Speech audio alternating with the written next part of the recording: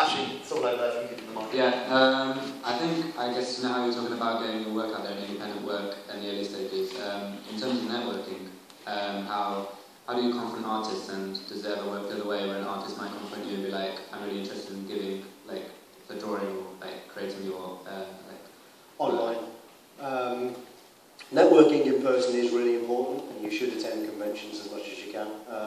But primarily, almost everyone I know in the last 10 years, myself included, has started by getting to know artists online, and all the artists started by getting to know writers online and doing little experiment samples for them and stuff, putting them up on the web. There are so many hangouts online for artists.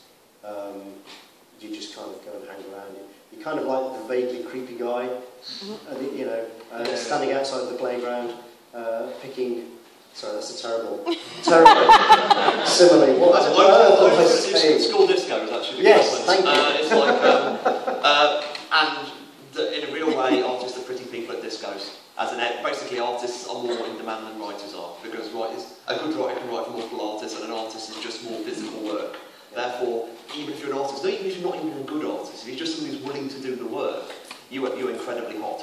Also, it's artists that pull the crowd, and they know it. You only have to go to a convention and look at the difference in the size of the line for a writer and an artist. It can be the writer and artist of the same book, but unless you are Alan Moore or Neil Gaiman, there is no way that your line is going to be as long as that for somebody like Adam Hughes or Klaus Janson or somebody like that. People turn up for artists. Do you ever get like samples from different artists just to see which one you prefer to create your work?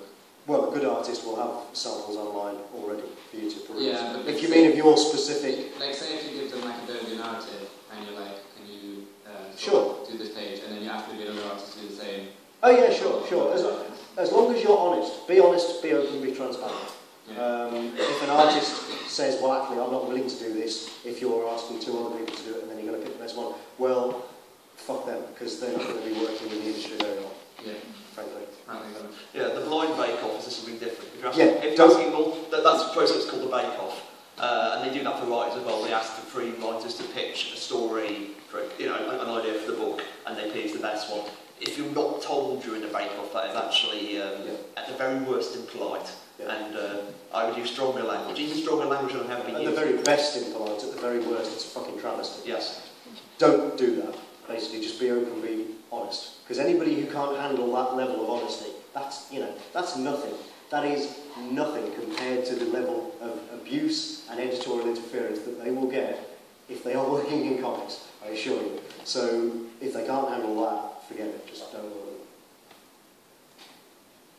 Another question? Oh, all that fun. We haven't had many from over this side. Yes. Chat there with me. The one wants to be a writer.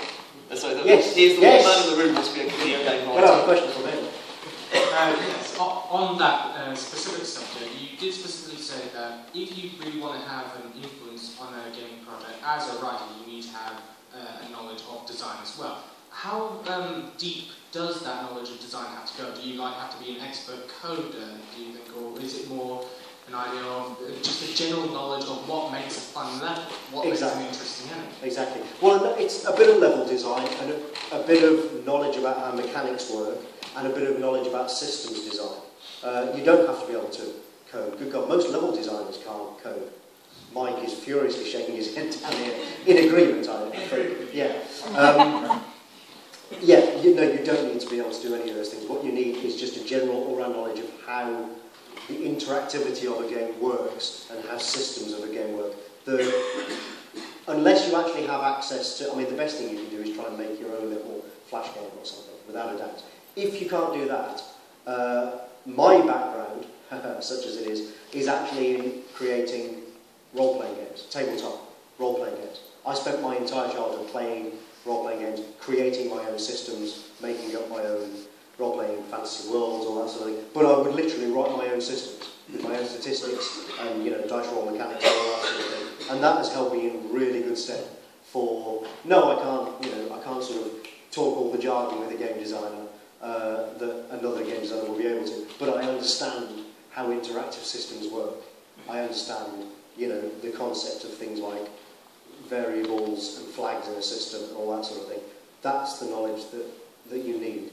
I should say, But even then, you won't necessarily be allowed to influence the design of the game. That's the other thing, because you are, unless you're on staff, you are at the mercy of the people who are actually in charge of that sort of thing. But if you don't have that knowledge, there's no way they'd let you anywhere even near a designer, even a level designer, if you don't fundamentally understand those points. What sorts of games do you want to write or make, or which one are you about? Perhaps that's a great question, suddenly answer. I suppose if I was to be given like a higher level Give me your position, drugs. but like something like a creative directorial position, because I think that's pretty much the ideal position. But making what sort of games, I mean? As in, like, if I gave you £100 million now, what game would you make? Or would you just enormous cocaine bench?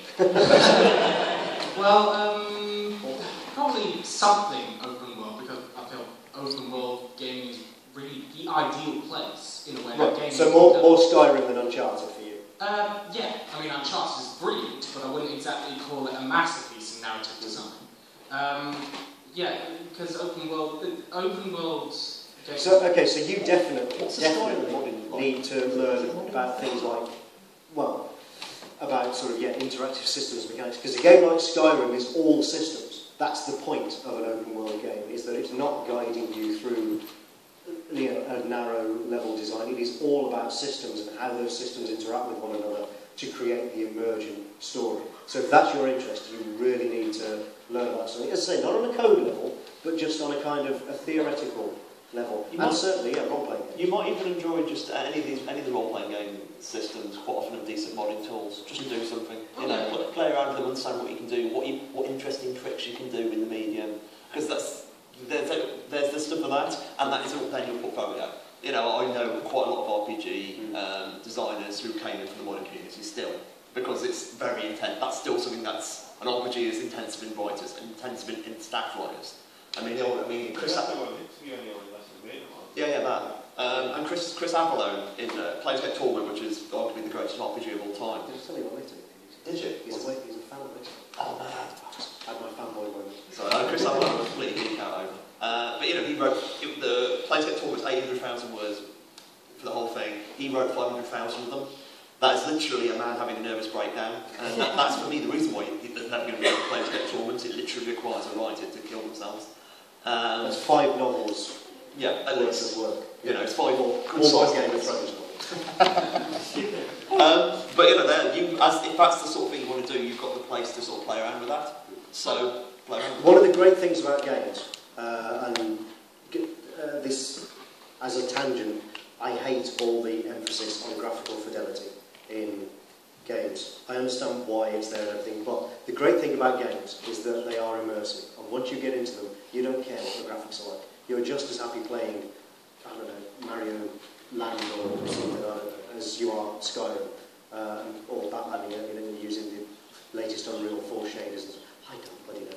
The point is, sorry, this is all preamble to say the point is, Kieron's right. If you were to mod, I don't know, Half-Life 2, Counter-Strike, whatever, it doesn't matter if all you build are blocks, are grey blocks with no texture. Does not matter. What matters is how well it's designed. And you know, if you introduce new weapons, doesn't matter to experiment with systems design. Doesn't matter if those weapons are just grey blocks that shoot smaller grey blocks. Doesn't matter. I'm doing my presentations tomorrow about interactive fiction, which is going to be quite general and random. But one of the main things I'm talking about essentially is interactive fiction community as an experiment for narrative techniques, as in ways they can. Because of lectures. No. But so that's for me very interesting, because the idea that you can really push it in the same way that short form web game really allows you to push things that people wouldn't do in a major game. And that's always a great place to look for inspiration. Yeah. And also, one thing that just came up, going back to writing again, one thing that came out of GDC that I found very interesting was that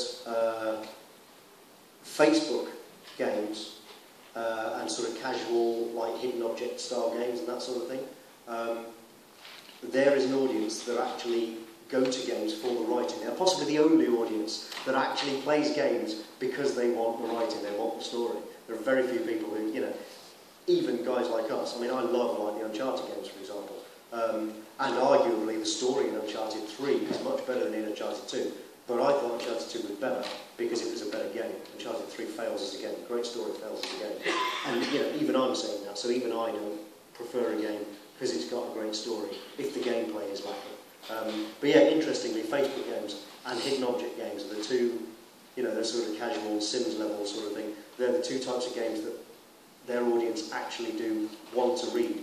They like, you know, pages and pages of text. I find that quite interesting. Yeah, for a second I thought my trousers on inside out, but no, they actually weren't. I thought you were going to say, I thought you were having one of those dreams. It was. You know the dream I mean. Yeah. You all know the dream I mean. Any other questions though? Always be with you tomorrow.